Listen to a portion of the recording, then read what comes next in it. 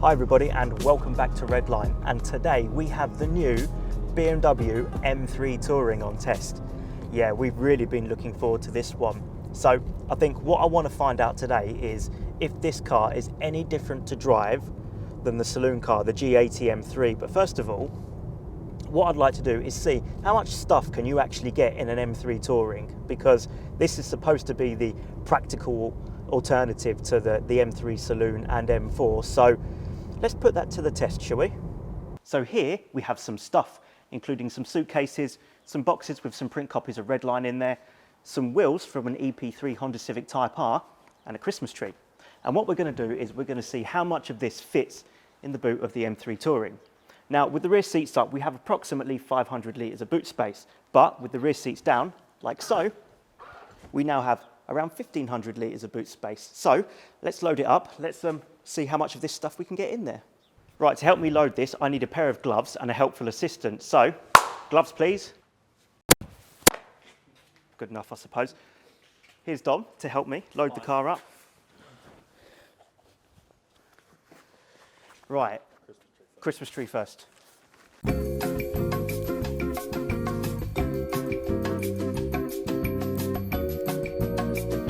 One eternity later. Right, moment of truth.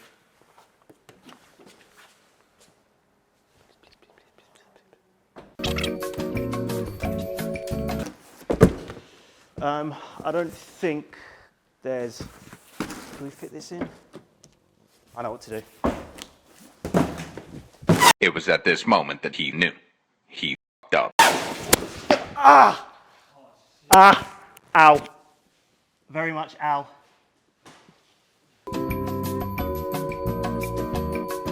That really hurt. That was a bad idea.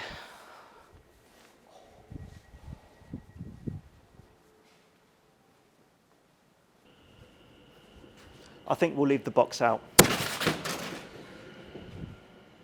Right, let's roll.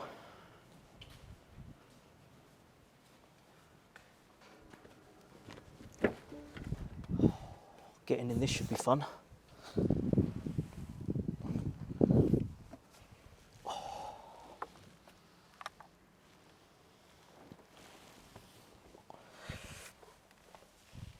Oh, that is genuinely uncomfortable. Oh.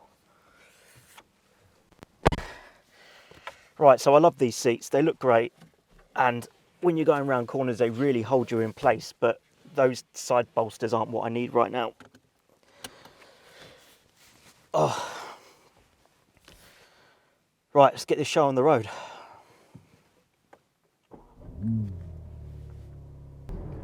So, as you can see, I have an M3 Touring filled with stuff, and if anything, I reckon there's a bit more room there. We could have gotten more in there. So, yes, the M3 Touring is as practical as it looks, but what is this car like to drive? Because, well, I mean, we've driven the G80 M3, and that's a fantastic car. We absolutely love it.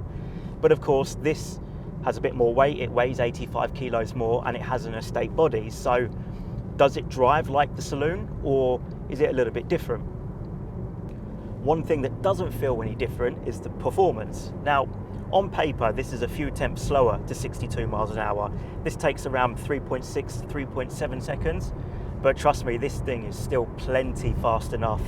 The same 3-litre 6-cylinder straight 6 engine, 503 brake horsepower, 479 foot-pounds of torque, just loads of straight line performance, really fast.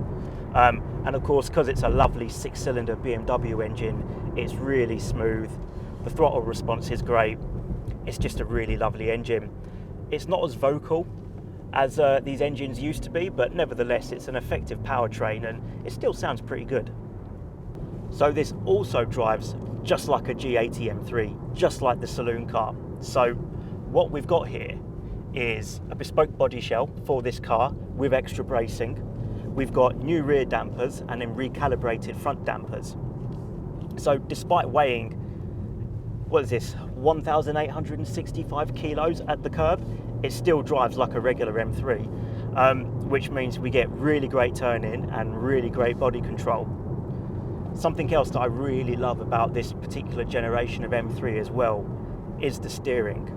It's not overly assisted. One turn of the wheel and the front end just goes where you want it to. It's a really lovely steering rack. Brakes feel fantastic as well. Yeah, it's a really, really compelling package. Of course, we can't hoon around too much today because we have, well, just loads of stuff in the boot, but nevertheless, when the mood takes you, you can have a huge amount of fun in this M3 Touring. One thing we can also do is map our preferential driver settings to these M1 and M2 buttons that we have on the steering wheel. So I kind of use M1 as a maximum attack. I'm going to go out for a hoon kind of setup, and then M2 I use for more daily driving, but really you can configure these things as you like. Also, as we cycle through the driving modes, we have a mixture of four-wheel drive sport, and two-wheel drive driving modes. So at any given time, the maximum amount of power this car will ever send to the front wheels is 50%. The rest of it goes rearwards. Now that's in four-wheel drive. If you cycle to four-wheel drive sport, it sends a bit more power to the rear. So when you're on a country road like this one and you're going round a corner, if you just give it a little bit of extra throttle mid-corner, the rear will just come round to meet you, a bit more like a conventional rear-driven BMW. And then in order to go into two-wheel drive mode, you literally have to turn everything off, select two-wheel drive, and then this car will become, well, a bit of a hooligan.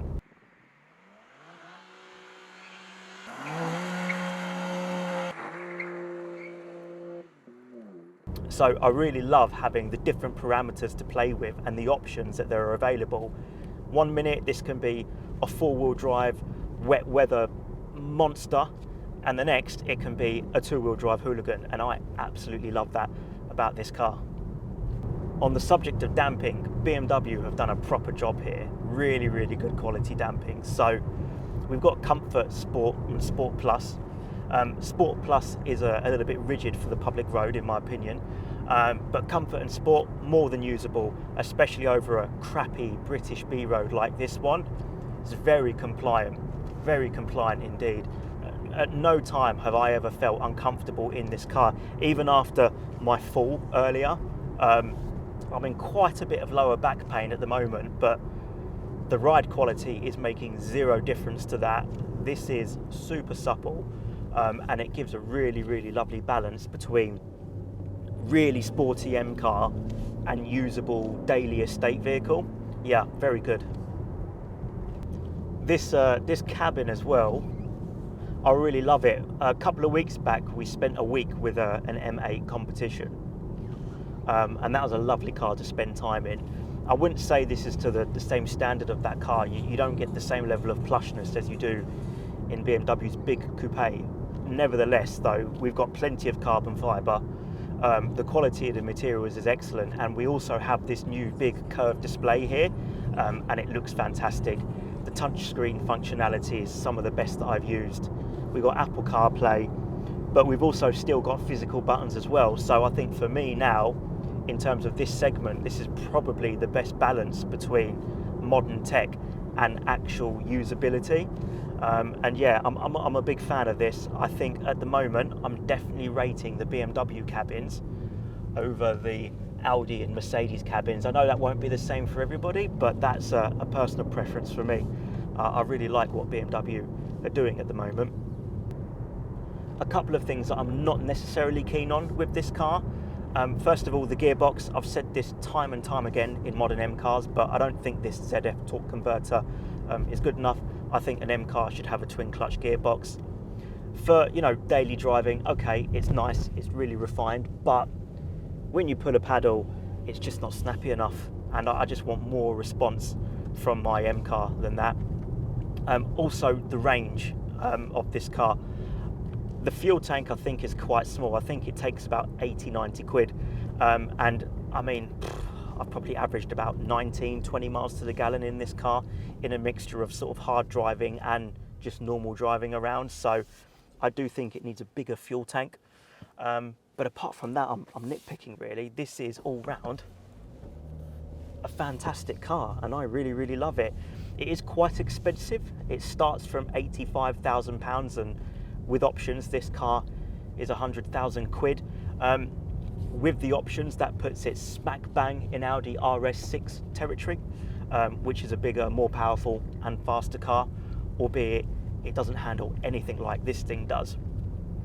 So yeah, it's a lot of money, but this is, I believe, the all-round do everything.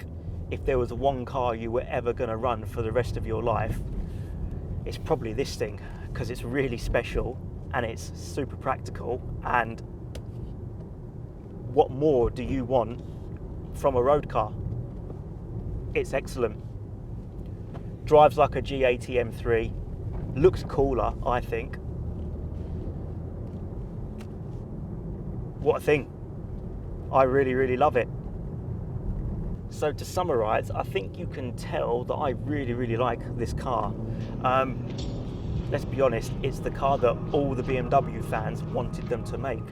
Finally, we have an M3 Touring. They made a couple of M5 Tourings, but they never really sold that well.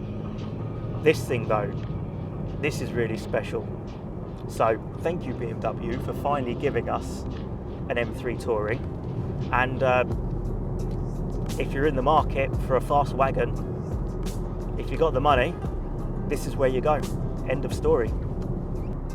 So thank you very much for watching. If you liked the video, please like and subscribe. And yeah, we've got more content coming, and I think I'm going to go lay down now. See you in the next one.